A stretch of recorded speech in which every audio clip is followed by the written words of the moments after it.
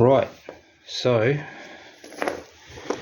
today I'm going to change out the speedo cable for the second-hand one that I've managed to get hold of.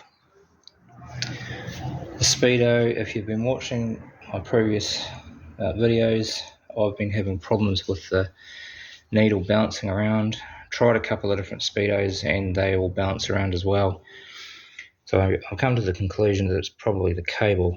This cable that goes into the end of the speedo is all chewed up. The replacement speedo cable is in much better condition. Yeah, so this video I was watching on YouTube talks about how to basically test the cable, and one is to have it in a straight line and twist it, and it should just turn concentrically, and nice and flat. And the other way to do it is by curving it on the ground about 9 inches apart and then twisting the cable, and it should just turn.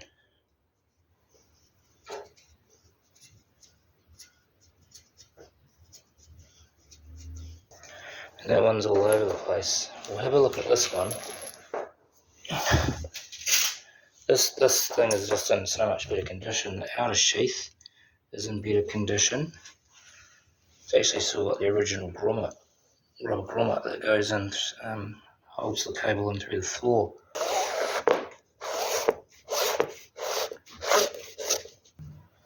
Seems to be turning a lot flatter.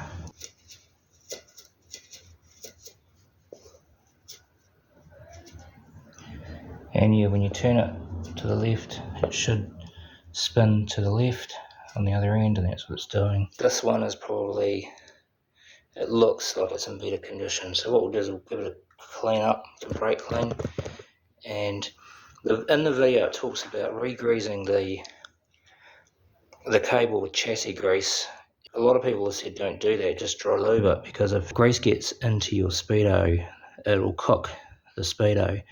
In this video, the cable was remanufactured by a Smith speedo specialist and sent original instructions on how to lubricate it, and they recommend using chassis grease up to about 8 inches, which is probably about there from the end of the cable, and apparently that cushions the cable. I'm a little bit dubious about doing that. I mean, this nylon stopper here is designed to stop grease getting into the speedo, but I might just dry lube it and see how we go initially. And the amount of chassis grease this guy was putting on was a lot. I mean, he had a big handful and he was just like piling it on. I mean, maybe it does cushion the cable.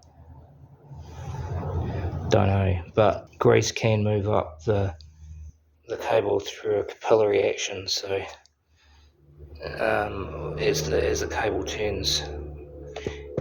Anyway, we'll give this a clean up, put some dry lube on it, and we'll clean out the outer sheath.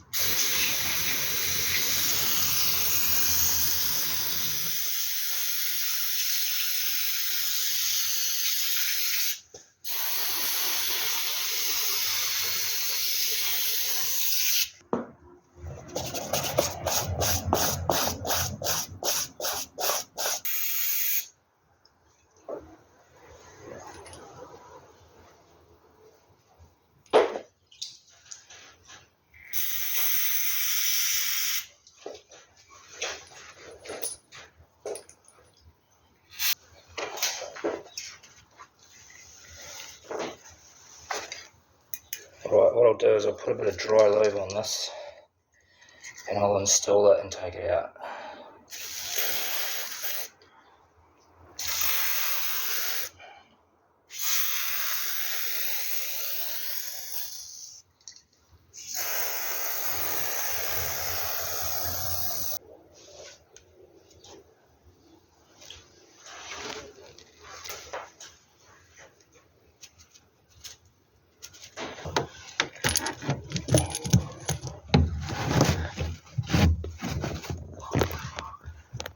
That's the original grommet there, actually. Looks like it's just broken off.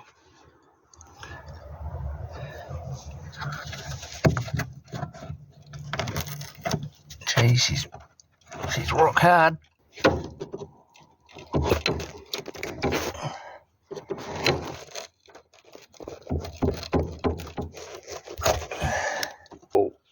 feed this line through.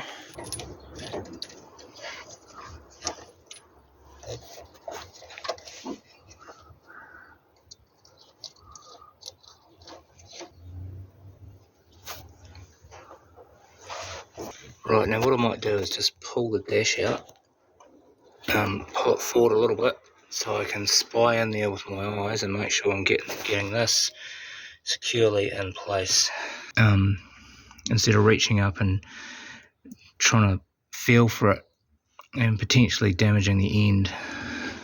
Yep, had to take out the speedo. For some reason the speedo cable was not fitting into the end of the housing. It wasn't slotting in. It should be going in flush. The piece of nylon should be sitting up flush against the up against the fitting. On closer inspection, I'm not sure you'll be able to see in there, but the cable's broken off. Managed to get it out, just turned it upside down and tapped the speedo on the floor. That's probably why the damn thing hasn't been working. That might have been my fault though, when I've put it back in the past and it snapped off.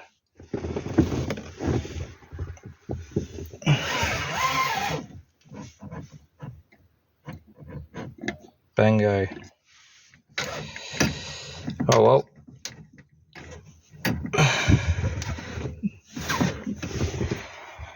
I'll get this puppy back in and get the cable hooked up. There was a reason why that happened, and why the speedo stopped working.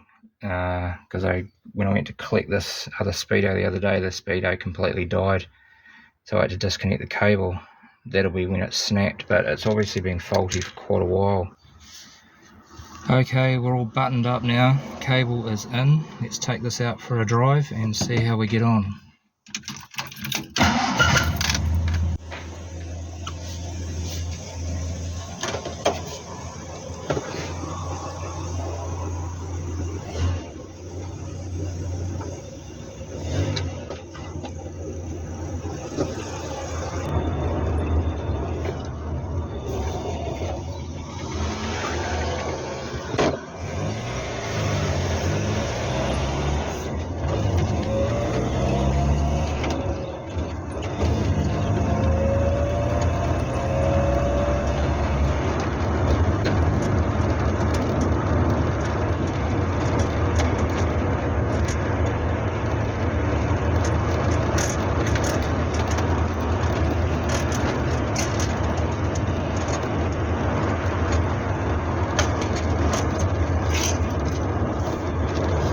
I don't know about you, but that looks like it's running very smoothly.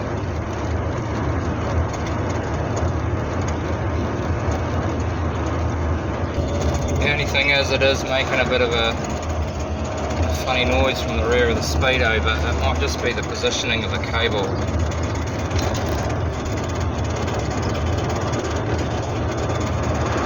But other than that, which I'll have a look at, I think that it's running alright.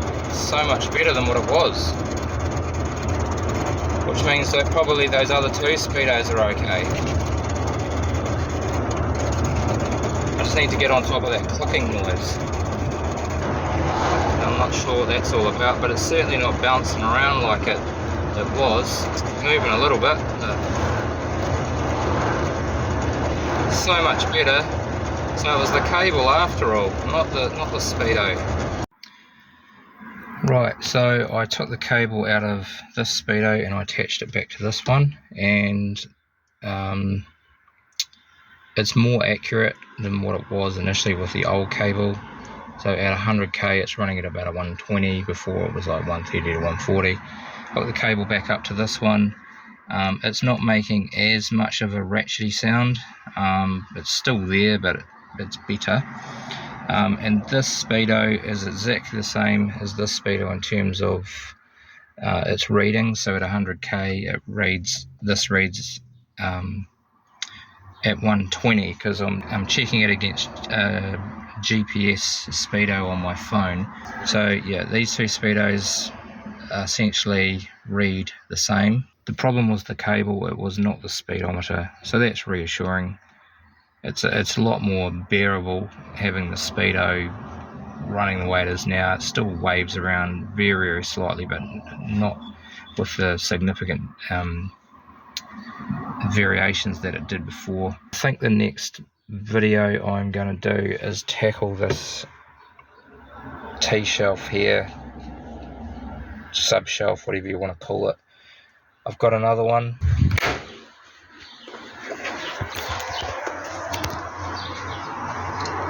I've got another one here, which is out of a parts car, and I'm just going to reline the base with some vinyl and just fix up these areas of card where it's weak. I'll just reinforce it and install it. Yeah,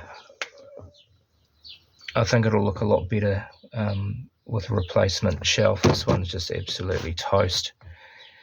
I might pull out some of that old sound deadening as well, because it just drops fibres everywhere. Thanks for watching, and I'll see you in the next one.